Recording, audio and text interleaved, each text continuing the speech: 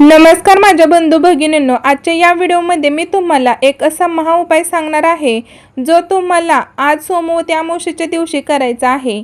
जेव्हा सोमवती अमावस्या तिथी ही सोमवारी येते तेव्हा तिला शास्त्रामध्ये सोमवती अमावस्या म्हटलं जाते। हिंदू धर्मात या दिवसाला अत्यंत पवित्र, दुर्मिळ आणि महत्त्वपूर्ण मानले गेले आहे। मंडळी, वर्ष 2026 मधील ही पहिली सोमवती अमावस्या आहे। या दिवशी भगवान शिव आणि माता पार्वती यांची पूजा केल्याने जीवनामध्ये सुख समृद्धी प्राप्त होते आणि मनातील सर्व इच्छा पूर्ण होतात, अशी धार्मिक मान्यता आहे। यासोबतच सोमवती अमावस्येचा हा पवित्र दिवस पितरांचे पूजन, तर्पण आणि पिंडदानासाठी सुद्धा अत्यंत श्रेष्ठ मानला जातो। जर तुमच्या घरात अनेक समस्या असतील तर या दिवशी आवर्जून काही उपाय केले पाहिजेत। अमावस्या तिथीची वेळ आणि उपवास। आता आपण सर्वात आधी हे अमावस्या कधी सुरू होत आहे आणि कधी संपत आहे याची अचूक वेळ जाणून घेऊया।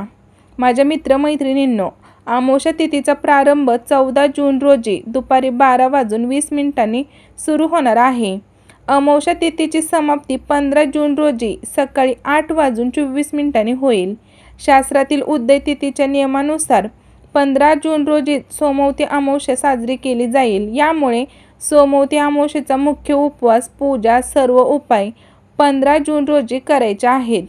विवाहित स्त्रिया या दिवशी आपल्या पतीच्या दीर्घायुष्यासाठी, अखंड सौभाग्यासाठी उपवास करतात आणि शिव पार्वतीची मनोभावे पूजा करतात। मंडळी, या दिवशी 14 जून हा दिवस पितरांच्या विधीसाठी शुभ असेल आणि 15 जून रोजी सुद्धा पितरांची सेवा केली जाईल। म्हणजेच या अमावस्येची सेवा उपाय आपल्याला या दोन्ही दिवशी करण्याची सुवर्ण संधी मिळत आहे। त्यानंतर बघा मंडळी, सोमवती अमावस्येच्या दिवशी स्त्रियांनी सकाळी व्रत करून पिंपळाच्या झाडाची पूजा करायची असते। पिंपळाच्या झाडामध्ये त्रिदेवांचा म्हणजेच ब्रह्मा, विष्णू आणि महेश यांचा वास असतो असे मानले जाते। मंडळी, या दिवशी पिंपळ वृक्षाला प्रदक्षिणा घालण्याला खूप जास्त मोठे महत्त्व आहे। शक्य असेल तर महिलांनी या दिवशी पिंपळाच्या झाडाला 108 प्रदक्षिणा नक्की घालाव्यात। जर काही कारणास्तव किंवा प्रकृतीमुळे 108 प्रदक्षिणा घालणे शक्य नसेल तर किमान 7 किंवा 11 नाहीतर 21 प्रदक्षिणा तरी आवर्जून घालाव्यात। या दिवशी पिंपळाची पूजा केल्याने आणि दान धर्म केल्याने मनुष्याला अनेक जन्मांच्या पापांपासून मुक्ती मिळते आणि अक्षय पुण्याची प्राप्ती होते। मंडळी, या पवित्र दिवशी सकाळी उठून स्नान करण्याला खूप मोठे धार्मिक महत्त्व आहे। सोमवती अमावस्येला ब्रह्ममुहूर्तावर उठून स्नान करावे, कारण या दिवशी स्नान अतिशय शुभ मुहूर्त सांगण्यात आला आहे। मंडळी, स्नानाचा सर्वात उत्तम शुभ मुहूर्त सकाळी 4:04 पासून ते पहाटे 4:44 पर्यंत असणार आहे। साधारणपणे सकाळी 4 ते 5 हा जो वेळ आहे ना, तर तो स्नानासाठी अतिशय उत्तम मानला गेला आहे। तसेच या काळामध्ये शक्य असेल तर प्रत्येकाने स्नान करावे। शास्त्रानुसार या दिवशी बऱ्याच व्यक्ती पवित्र तीर्थक्षेत्री किंवा पवित्र नद्यांमध्ये जाऊन स्नान करत असतात। पवित्र गंगा नदीमध्ये अनेक देवी देवतांचे वास्तव्य असते, त्यामुळे तिथे स्नान केल्याने आयुष्यातील अनेक संकटे आणि अडचणी दूर होतात। परंतु प्रत्येक व्यक्तीला तीर्थक्षेत्री जाणे शक्य होत नाही। म्हणूनच मंडळी, अशा वेळी तुम्हाला काळजी करण्याची अजिबात गरज नाही, कारण जर तुम्हाला बाहेर जाणे शक्य नसेल तर घरीच अंघोळीच्या पाण्यात मी सांगणार आहे ती एक विशेष वस्तू टाकून स्नान करायचे आहे। त्यामुळे तुम्हाला घरीच पवित्र तीर्थक्षेत्री स्नान केल्याचे पुण्यफळ प्राप्त होईल। मंडळी, आता आपण पाहूया की हा उपाय नक्की कोणी करावा आणि बऱ्याच वेळा काय होते, आपण खूप कष्ट करतो, मेहनत करतो, रात्रंदिवस प्रयत्न करतो, तरी पण मंडळी आपली कोणतीही इच्छा पूर्ण होत नाही। आपल्या कष्टाला आणि मेहनतीला योग्य ते यश मिळत नाही। याचे मुख्य कारण म्हणजे आपल्यावर असणारे काही दोष, कुंडलीत असणारे कमकुवत ग्रह किंवा कोणाची तरी लागलेली नजरबाधा असू शकते। आपल्यामध्ये किंवा आपल्या घरात काही नकारात्मक ऊर्जा असू शकते। अनेकदा कष्टाने घरात पैसा येतो, पण तो पैसा आपल्याकडे अजिबात टिकत नाही। कोणत्या ना कोणत्या कारणातून आलेला पैसा पुन्हा निघून जातो। जीवनामध्ये आर्थिक टंचाईचा सामना करावा लागतो। प्रत्येकाची इच्छा असते की आपल्या आयुष्यात भरपूर यश, संपत्ती, पैसा मिळावा आणि माता लक्ष्मी, कुबेर देवांची कृपादृष्टी आपल्यावरती कायम राहावी। जर मंडळी तुम्हालाही असं वाटत असेल की आर्थिक टंचाईचा सामना कधीही करावा लागू नये, तर हा उपाय खूप जास्त प्रभावी मानला गेला आहे। या सोप्या उपायामुळे 7 पिढ्यांचे पितृदोष नष्ट होते आणि तुमच्या मनातील प्रत्येक इच्छा पूर्ण होते। तसेच जर तुमच्या आयुष्यामध्ये एखादा शत्रू असेल, मग तो गुप्त शत्रू असो किंवा उघड शत्रू असो, जो तुमच्या पाठीमागून वार करत असेल, तुमच्या प्रगतीत अडथळे आणत असेल, विनाकारण तुमच्याशी भांडण करून तुम्हाला मानसिक त्रास देत असेल, तर या उपायांमुळे तो शत्रूसुद्धा पूर्णपणे नष्ट होईल। शत्रूची बुद्धी भ्रष्ट होईल आणि त्याचा त्रास कायमचा दूर होईल। मंडळी, चला तर मग आता आपण पाहूया की हा नेमका उपाय काय आहे आणि तो कसा करायचा आहे। हा उपाय घरातील अगदी लहान मुलांपासून ते मोठ्यांपर्यंत सर्वांनीच करायचा आहे। बघा, सोमवारी सकाळी स्नानाच्या आधी हा उपाय करायचा आहे। एका वाटीमध्ये शक्य असल्यास काचेची वाटी घ्या, नसेल तर स्टीलची वाटी घेतली तरी सुद्धा चालेल। मंडळी, त्यामध्ये थोडंसं मीठ घ्या। वाटीत 1 मूठभर खडे मीठ, जे जाड मीठ असतं ते मीठ घ्या किंवा बारीक मीठ घेतलं तरी सुद्धा चालेल। आता ही मिठाची वाटी घरातील प्रत्येक व्यक्तीवरून डोक्यापासून ते पायापर्यंत 7 वेळा सरळ उतरून वळून घ्यायचे आहे।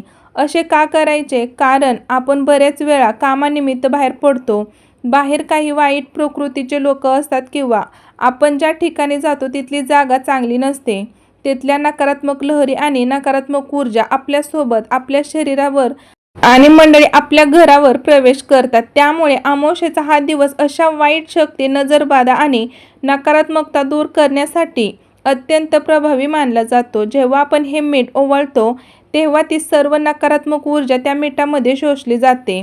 मंडळी, ओवाळल्यानंतर ही वाटी थेट आपल्याला बाथरूममध्ये नेऊन ठेवायची आहे। अंघोळीच्या पाण्यात काय टाकावे? त्यानंतर घरातील प्रत्येक व्यक्तीने अंघोळ करताना त्या वाटीतून 1 चिमूटभर मीठ आपल्या अंघोळीच्या पाण्यात टाकावे। मंडळी, मिठाच्या पाण्याने स्नान केल्यामुळे आपले शरीर पूर्णपणे शुद्ध होते आणि आपल्यामधील सर्व नकारात्मकता नष्ट होते। या मिठासोबतच अंघोळीच्या पाण्यात तुम्हाला गाईचे थोडेसे कच्चे दूध, गरम न केलेले कच्चे दूध टाकायचे आहे। तसेच त्यामध्ये चिमूटभर काळे तीळ आणि थोडेसे गंगाजल सुद्धा मिसळायचे आहे। मंडळी, स्नान करताना मनातल्या मनात शांतपणे शिवमंत्राचा जप करावा। या देवी स्नानामुळे तीर्थक्षेत्री स्नान केल्याचे फळ मिळू शकते, नशीब उजळू शकते। त्यानंतर बघा, स्नान आटोपल्यानंतर एका तांब्याच्या किंवा पितळेच्या कलशात स्वच्छ पाणी घ्या आणि त्यात थोडेसे तीळ टाका। घरामध्ये दक्षिण दिशेकडे तोंड करून हे जल पितरांचे स्मरण करत जमिनीवरती किंवा कुंडीमध्ये अर्पण करा। त्यानंतर सोमवती अमावस्येला केलेले हे तर्पण पितरांना तृप्त करते आणि 7 पिढ्यांचा पितृदोष दूर करते। यानंतर देवघरातील मुख्य देवांवर किंवा शिवलिंगावर पंचामृताने अभिषेक करा आणि धूप दीप लावून पूजा संपन्न करा। मंदिरात नारळ आणि तीळ अर्पण करा। त्यानंतर बघा मंडळी, दुपारच्या किंवा संध्याकाळच्या वेळी तुमच्या घराजवळ असलेले महादेव किंवा मारुतीच्या मंदिरात नक्की जा। तिथे देवाच्या चरणी 1 अखंड नारळ आणि थोडेसे काळे तीळ अर्पण करा। कारण हा उपाय केल्याने तुमच्या प्रगतीमध्ये अडथळे असणारे लोक, शत्रू आणि नाहक त्रास देणारे बघा शक्तींचा नाश होतो। त्यानंतर अमावस्येच्या दिवशी संध्याकाळी दीपदान करणे अत्यंत मंगलमयी मानले जाते। या दिवशी पिठाचे म्हणजेच कणकेचे 33 छोटेसे दिवे तयार करावेत। त्यात लांब बघा कापसाची वात आणि शुद्ध तूप किंवा तेल घालून ते प्रज्वलित करावे। जर तुम्हाला 33 वेगळे दिवे तयार करणे शक्य नसेल तर काळजी करू नका, तुम्ही पिठाचा एक मोठा दिवा तयार करा आणि त्या एकाच दिव्यामध्ये 33 वाती एकत्र करून ते प्रज्वलित करू शकता। हे दीपदान तुम्ही तुमच्या देवघरासमोर पिण्याच्या पाण्याच्या माठाजवळ, ज्याला पितरांचे स्थान मानले जाते, किंवा जवळच्या नदीकाठी पिंपळाच्या झाडापाशी जाऊन करू शकता। त्यामुळे घरातील दारिद्र्य दूर होते आणि 33 कोटी देवतांच्या आशीर्वादाने सुख समृद्धीचा वास राहतो। तर मंडळी, सोमवती अमावस्येचा हा अत्यंत पवित्र आणि दुर्मिळ योग अजिबात वाया घालवू नका। पूर्ण श्रद्धेने, नियमाने आणि विश्वासाने हे सोपे उपाय करा।